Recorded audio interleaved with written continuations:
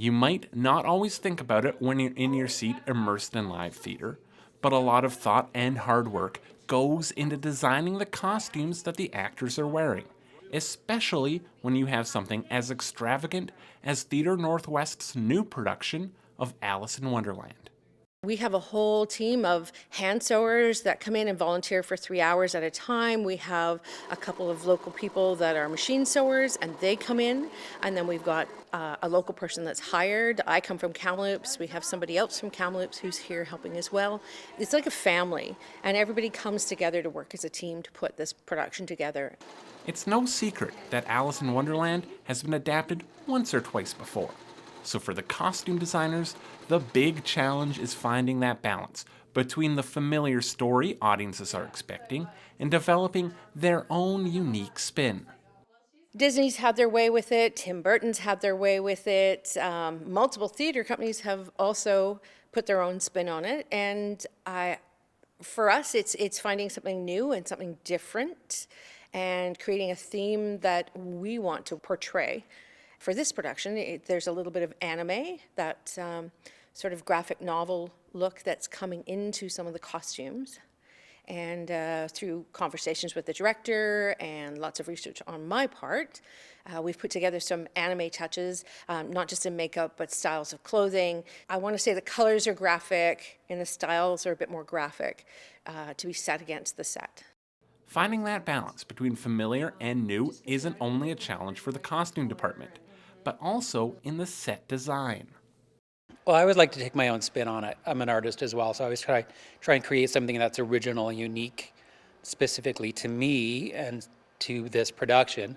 It obviously has to work with this specific production and work with the space and Jack's vision, but looking at the way that other people have interpreted is inspiration as well. Especially a story that's as well known as Alice. It can go in so many different directions. The Disney version is completely different than some of the movie versions, than the Tim Burton version. There's so many different versions of the story that you can almost go anywhere with it. So it's going to be a little bit of shading that we're going to have to do here now that we've painted. The key to designing a consistent style between acting, costumes, and stage design is collaboration between departments.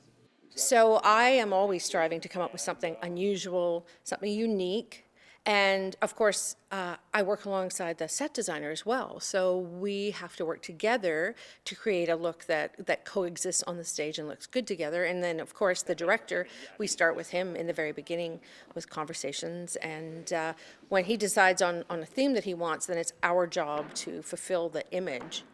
The costumes are crafted around the idea of adults as a child would see it. And so taking that vision and then giving it to the costume designers where we start to collaborate. She sends an image that she'll look up on YouTube here. Are you thinking this? Are you thinking that? I'll send some back. We'll talk more about the ideas. And then that sort of helps in creating the costumes. And then it's about collaborating with the artists, the actors themselves, to say, what is it physically?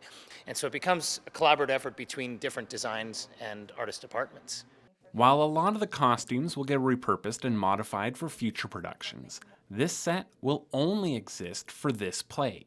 But, as it turns out, that's partly what makes live theater so special. I mean, I really photograph a set really well just so I have memories of it. But I think the great thing about theater, about live theater, is that it's ephemeral. Like, you have to experience it. No photograph or film version of this is ever going to be exactly like the live version that you experience, which is going to be completely different every night as well. You can take in all the wonderful costumes and magnificent set of Alice in Wonderland till December 7th at Theatre Northwest. We sit through tech and we watch the show over and over in rehearsals, and you kind of sometimes lose the magic because you're just concentrating on what the physical needs of the player and what needs to be built and what needs to be finished, etc. And when you see an audience actually react to it, seeing it for the first time, like that's the reward right there. When you sit in the audience and you hear their reactions, it's just so much fun. It's so much fun.